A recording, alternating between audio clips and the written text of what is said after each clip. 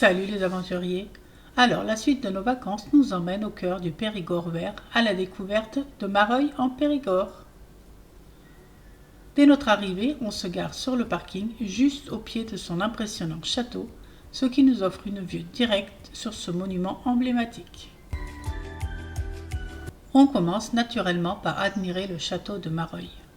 C'est un superbe château médiéval qui a été fortement remanié à la Renaissance. Classé monument historique, il est un témoignage majeur de l'architecture seigneuriale du Périgord. On imagine bien les siècles d'histoire qu'il a traversés, dominant fièrement la Dronne et ses environs.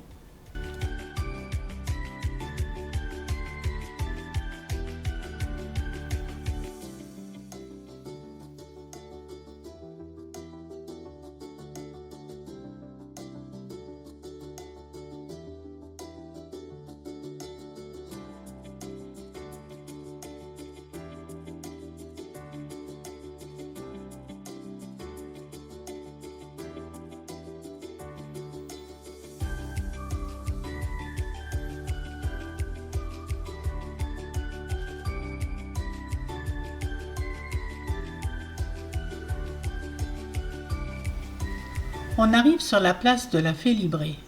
C'est là qu'on découvre une surprenante cabane en pierre sèche.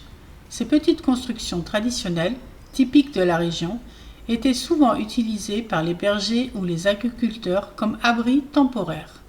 Elles sont un bel exemple de savoir-faire local et de l'adaptation à l'environnement.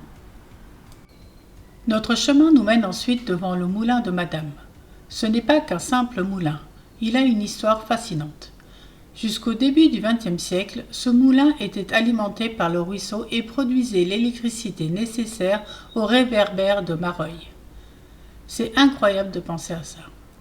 On apprend aussi que d'autres moulins du coin étaient dédiés à des activités variées comme la filature, la chapellerie et même la métallurgie, montrant la richesse industrielle d'autrefois.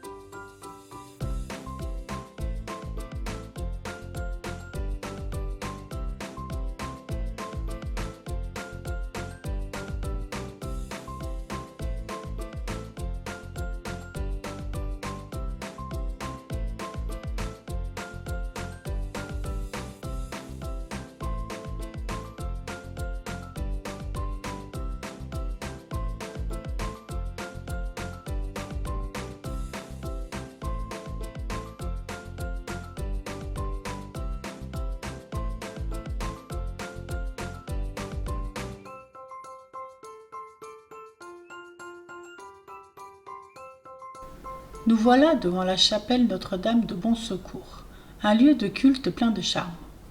On découvre qu'elle a été édifiée au XVIIe siècle sur l'emplacement d'une chapelle encore plus ancienne mentionnée dès le XIIIe siècle sous le nom de Capella Sancti. Et une légende raconte qu'un certain Desbrousse a trouvé une statue en bois doré de la Vierge Marie dans son jardin. Chaque fois qu'il la ramenait chez lui, elle retournait mystérieusement à sa place d'origine. Il a donc fait don de son jardin pour y construire cette chapelle et il y serait d'ailleurs enterré tout près de la statue de Marie. Une histoire vraiment touchante.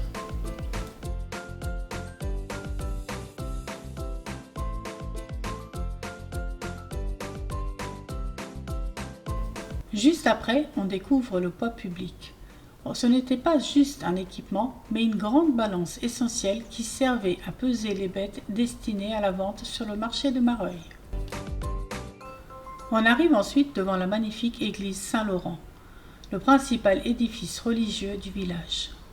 On apprend que l'édifice actuel est situé à l'emplacement d'un prieuré du XIIe siècle, qui était occupé par des moines dépendant de la puissante abbaye de Brantôme. Autrefois, des coupoles surmontaient l'édifice, un style typique de cette partie du sud-ouest qui n'est pas sans rappeler l'architecture de l'église de Périgueux.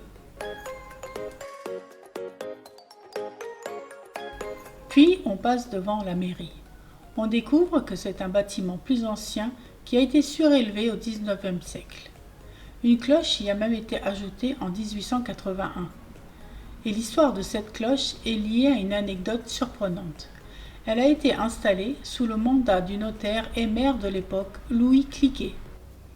On raconte que cet homme aurait escroqué plusieurs grands propriétaires des environs, avant d'être emprisonné puis envoyé au bagne à la fin du XIXe siècle.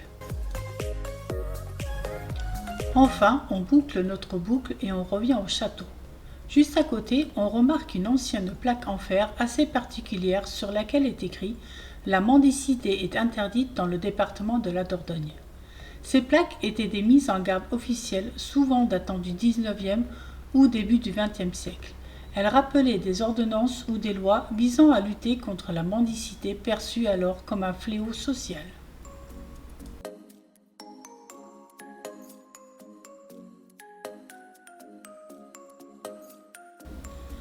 On continue cette fois en vous emmenant à Villebois-la-Valette.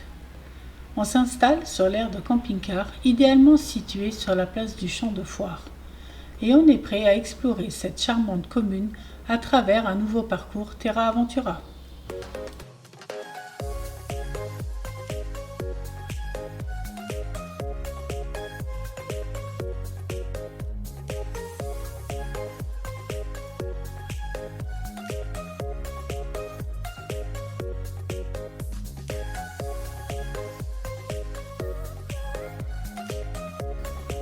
Notre découverte commence avec une spécialité locale qui est aussi l'emblème du village, la cornuelle. On nous raconte que le boulanger qui l'a inventé, vers les années 1900, se serait inspiré de ses nombreux voyages. Son secret ? Un petit trou au milieu. Très pratique, il permettait aux pèlerins de l'accrocher autour du cou et de reprendre des forces pendant leur long périple. Une gourmandise pleine d'histoire.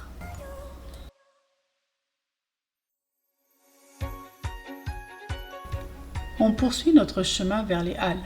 On apprend qu'il y avait déjà des halles à cet emplacement au Moyen Âge, ce qui témoigne de l'importance commerciale du lieu. Celles que l'on voit aujourd'hui sont magnifiques et ont été reconstruites en 1665. On admire leur charpente et leur architecture, véritables témoins de l'activité passée.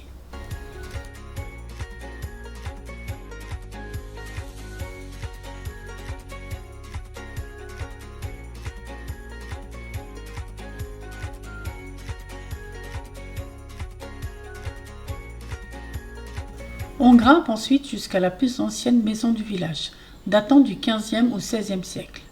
Elle fut la résidence de François de Couric, conseiller du roi de France et duc d'Orléans. On arrive maintenant devant l'église Saint-Romain. Son architecture est vraiment étonnante. Elle mélange à la fois les styles roman, gothique et même byzantin, comme on le voit avec son clocher et cette main sculptée sur la façade principale. Ce mélange unique s'explique par le fait qu'elle a été reconstruite plusieurs fois suite à des tremblements de terre. Un édifice qui a traversé les âges et les secousses.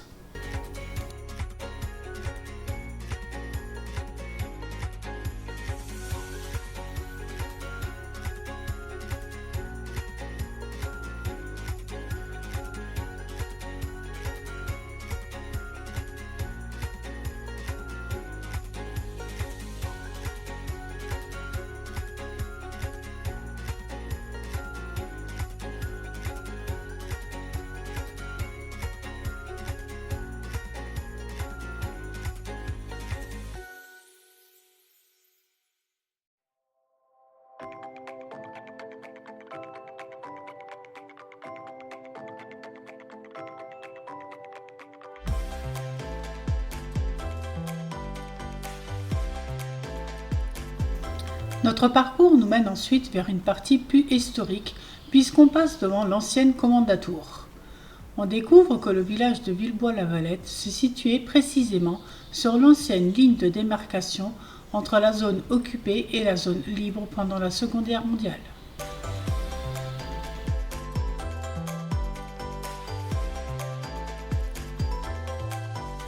Bien sûr, on arrive maintenant au château de Villebois-la-Valette. On en fait tout le tour et c'est vraiment une sacrée bâtisse. Construite au Xe siècle, elle a été modifiée et fortifiée au XIIIe siècle par la puissante famille des Lusignan, comtes d'Angoulême. Ce sont eux qui ont élevé ces impressionnants remparts et ces 7 tours. En 1722, la seigneurie est même érigée en duché-pairie par le roi Louis XV. Le château a ensuite été remanié dans le style Renaissance par le duc de Navailles, mais il a conservé ses tours de garde et sa magnifique chapelle des XIIe et XIIIe siècles, qui a la particularité d'avoir 2 étages. Le rez-de-chaussée était réservé aux pèlerins en route vers Saint-Jacques-de-Compostelle et l'étage était directement accessible depuis le logis seigneurial. Une véritable prouesse architecturale et historique.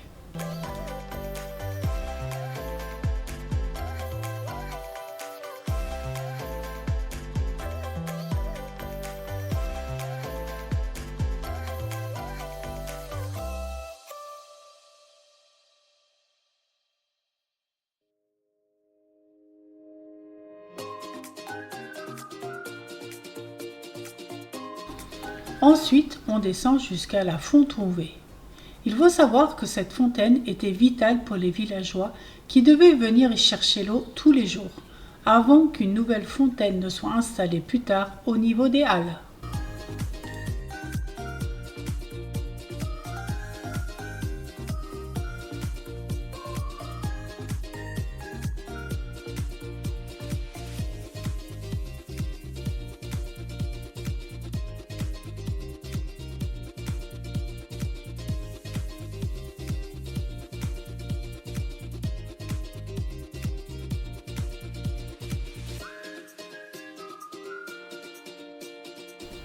On revient ensuite au village en empruntant des petits chemins et des ruelles pleines de charme, qui nous offrent de jolis points de vue sur le château et l'église. On apprécie vraiment cette balade qui allie histoire, architecture et de belles découvertes.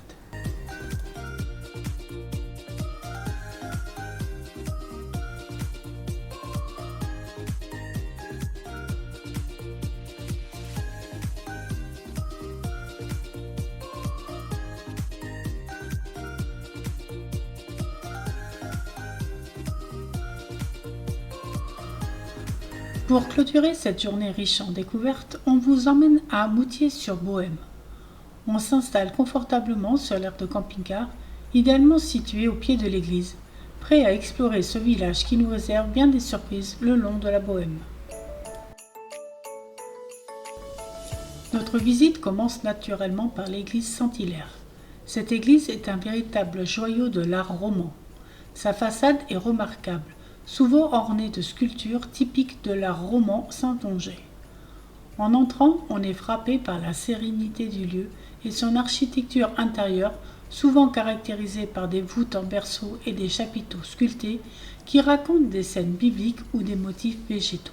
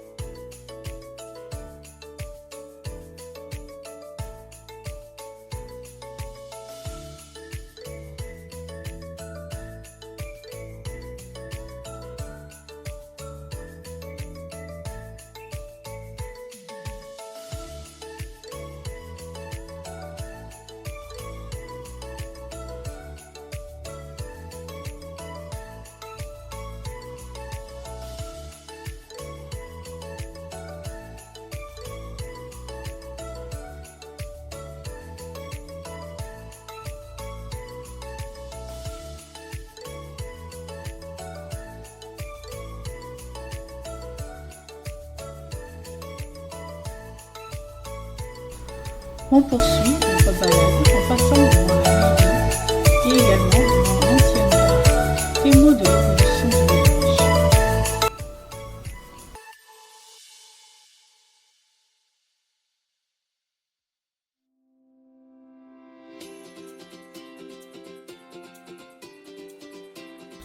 Mais ce qui nous frappe particulièrement ici, ce sont les nombreux lavoirs que l'on découvre tout le long de la Bohême, la rivière qui traverse le village. Il y en a plus d'une dizaine. Ces lavoirs, autrefois lieux de vie sociale intense, rappellent le quotidien des lavandières et l'importance de l'eau dans la vie des habitants. C'est un patrimoine modeste, mais tellement authentique.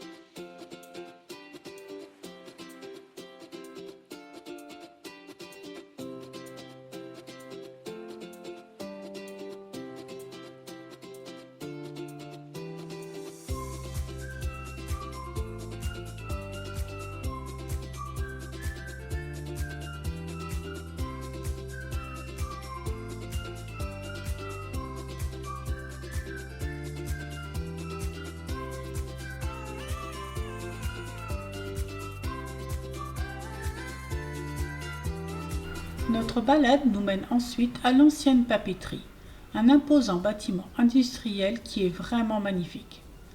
Ce site était une ancienne usine de papier très importante construite au XIXe siècle. Elle exploitait la force hydraulique de la Bohême. On imagine l'activité intense qui y régnait avec des machines imposantes et des chariots sur rails transportant les matériaux. C'était un moteur économique majeur pour la région, produisant du papier de qualité et employant de nombreux habitants.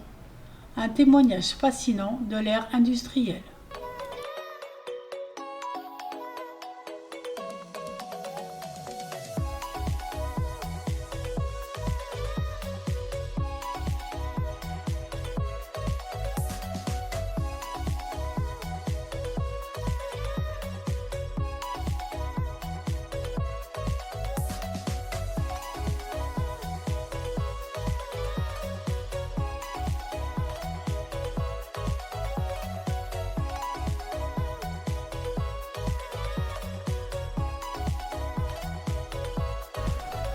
Bien sûr, on ne pouvait pas passer à côté de la célèbre chaire à Calvin, un site préhistorique exceptionnel.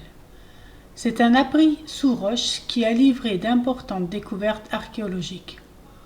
On y a mis à jour des vestiges datant du Paléolithique supérieur, notamment des outils en silex et des traces d'occupation humaine. Le nom chaire à Calvin vient d'une légende populaire qui raconte que le réformateur Jean Calvin y aurait prêché au XVIe siècle, bien qu'aucune preuve historique ne le confirme. C'est un lieu qui nous connecte directement à l'histoire la plus ancienne de l'humanité dans la région.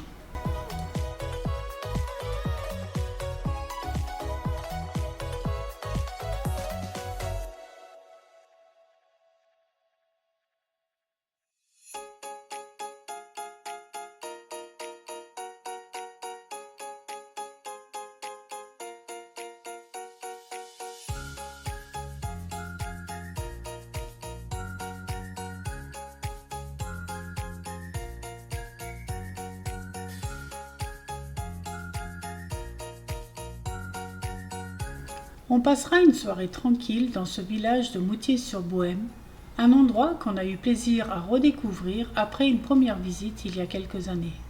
C'est toujours aussi agréable d'y revenir.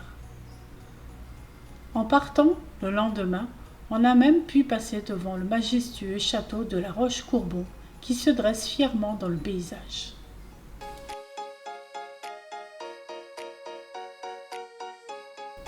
Alors, on vous dit à bientôt pour de nouvelles aventures.